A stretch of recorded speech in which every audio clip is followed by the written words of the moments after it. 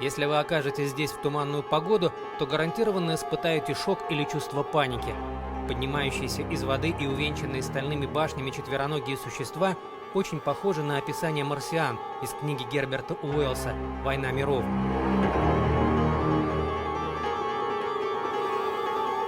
Правда, Спилберг, творчески переосмысливший их в своем блокбастере, после такого зрелища кажется несколько наивным.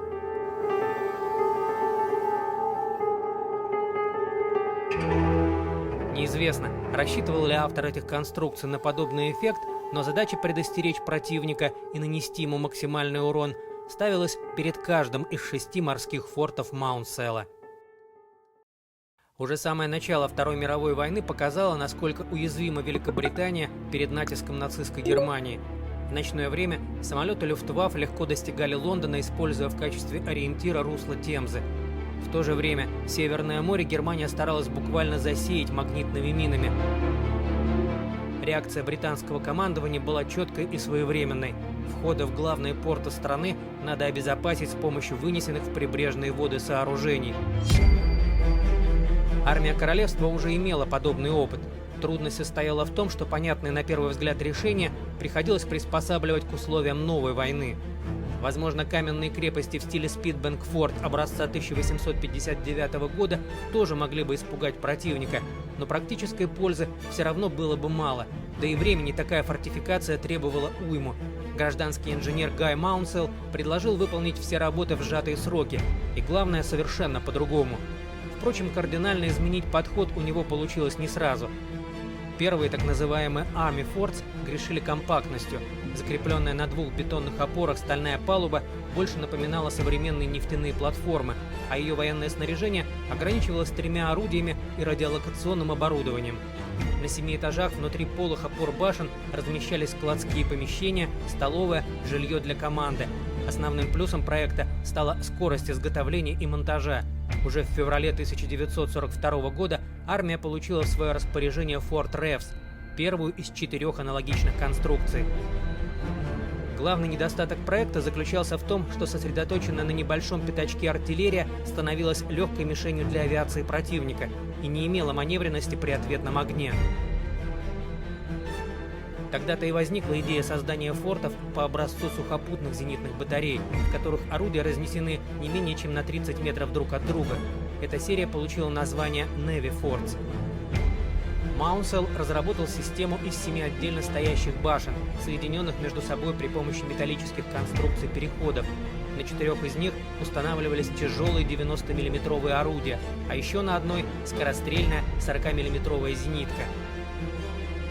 Посередине располагалась башня центра управления с радиолокационной станцией и 3 дизельными генераторами, которые снабжали все подразделения форта электроэнергией. Совсем в стороне от центральной стояла еще одна башня, задача которой состояла в том, чтобы отслеживать самолеты противника в ночном небе. Для этого на ее палубе был установлен мощный прожектор.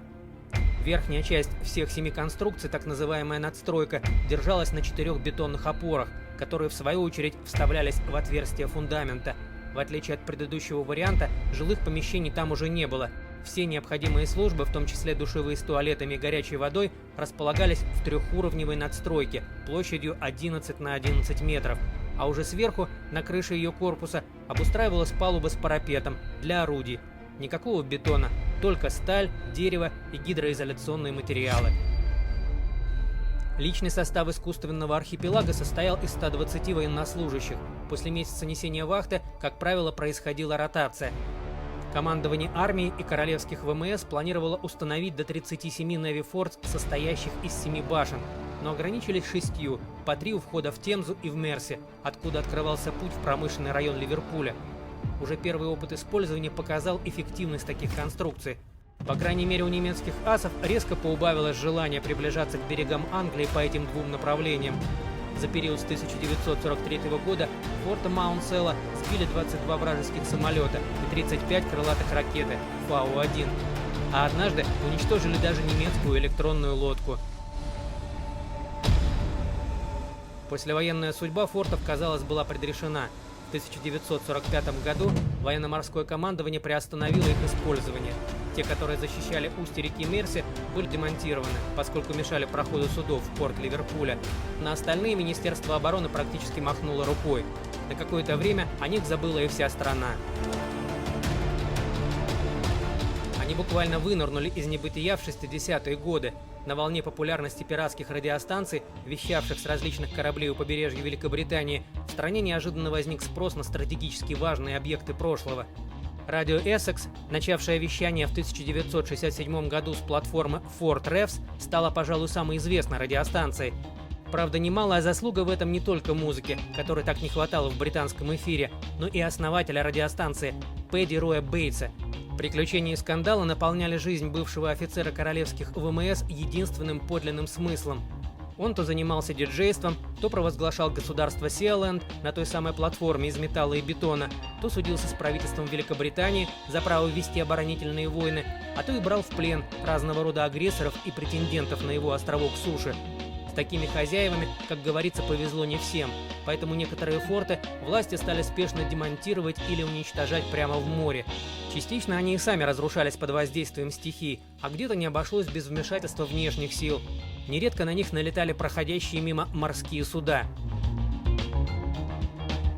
В результате в более-менее сносном состоянии к началу 2000-х сохранилось лишь одно сооружение – это форт Ред Сенс, недалеко от устья Темзы. Ввиду его исключительности, любая попытка правительства демонтировать сооружение вызывала бурный протест общественности. Возникло даже целое движение или сообщество Project Red Sense. В конце концов, форт все-таки оставили в покое.